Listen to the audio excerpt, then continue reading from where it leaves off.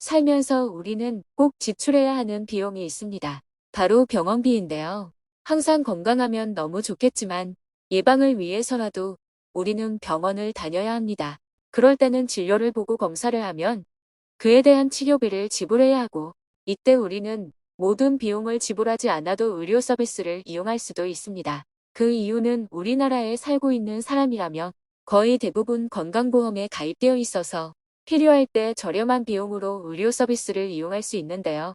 하지만 올해부터 이 병원비가 비싸진다고 합니다. 그리고 무료로 받을 수 있던 의료 서비스도 추가로 비용을 지불해야 할 수 있다고 합니다.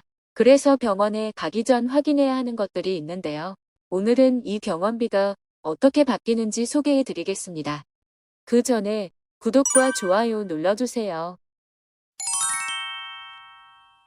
안녕하세요. 복지 김 여사입니다. 오늘 소개해 드릴 내용은 병원비와 관련된 5가지 내용입니다. 먼저 대부분의 국민들이 가입하고 있는 건강보험료가 이렇게 바뀝니다. 건강보험은 여러분들이 진료를 받을 때나 검진을 받을 때 정말 도움이 되는 복지 제도인데요. 앞으로는 본인 부담금이 확 늘어납니다. 정말 많은 사람들이 어차피 건강보험으로 처리되니까 특별히 아프지 않아도 병원에서 MRI나 초음파 검사, 엑스레이 같은 진료비가 비싼 검사들을 받기도 하고, 외국인들도 의료 쇼핑을 오거나 건강보험 자격을 도용하여 사용하기도 합니다. 이렇게 되다 보니 건강보험 재정에 과도한 지출이 되고 있어서 정부에서 제도적으로 재정 관리를 하기로 했습니다. 그래서 앞으로는 기존에 건강보험이 적용되던 항목들이 일부 제외됩니다. 건강보험의 재정 부족 문제를 해결하기 위해 지원 항목이 변경됩니다. 대표적으로 두통이나 어지럼증이 있을 때 MRI 촬영을 할 수 있는데요. 기존에는 MRI 검사 시 건강보험이 적용되었습니다.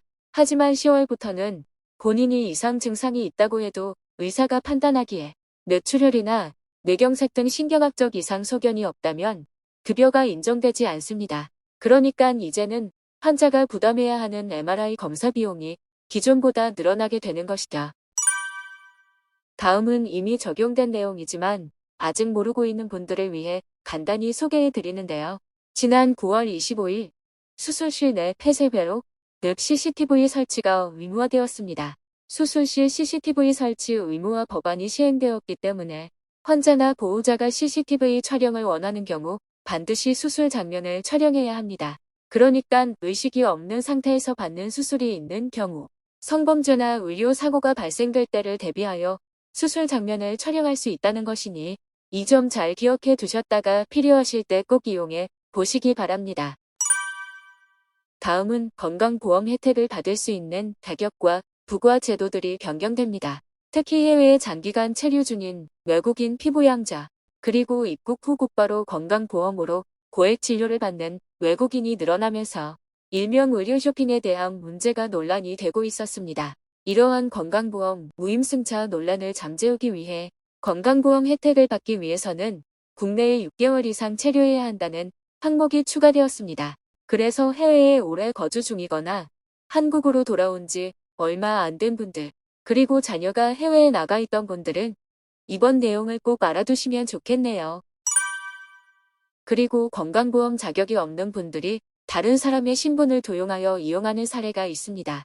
실제로 대한민국 국민인 A씨는 건강보험공단으로부터 받은 적 없는 만성질환 진료 관련 사실을 통보받았는데요. 그래서 조사를 해보니 외국인 B씨가 2년 넘게 신분을 도용하여 진료와 처방을 받은 사실이 밝혀졌습니다.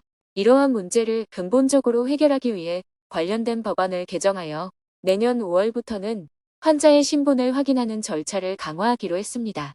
특히 자신의 진료 내용을 쉽게 확인할 수 있도록 진료 내역 확인 서비스가 적용되는데요. 이 서비스를 이용하면 문자나 SNS로 진료 내역을 확인할 수 있게 됩니다. 이외에도 외래 이용이 잦은 분들이 주의하셔야 하는 내용으로, 연간 외래 이용 횟수가 365회를 초과하는 경우 본인 부담률이 90%가 적용시켜서 과다 의료 이용이나 감용을 관리한다고 하네요. 오늘은 병원비와 관련된 5가지 내용을 소개해드렸는데요.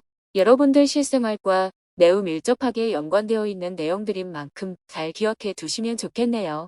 매번 새롭게 달라지는 정책이나 제도, 관련 소식들이 발표되고 있습니다. 앞으로도 실생활에 필요한 정보들이 있다면 빠르게 알려드릴 수 있도록 하겠습니다.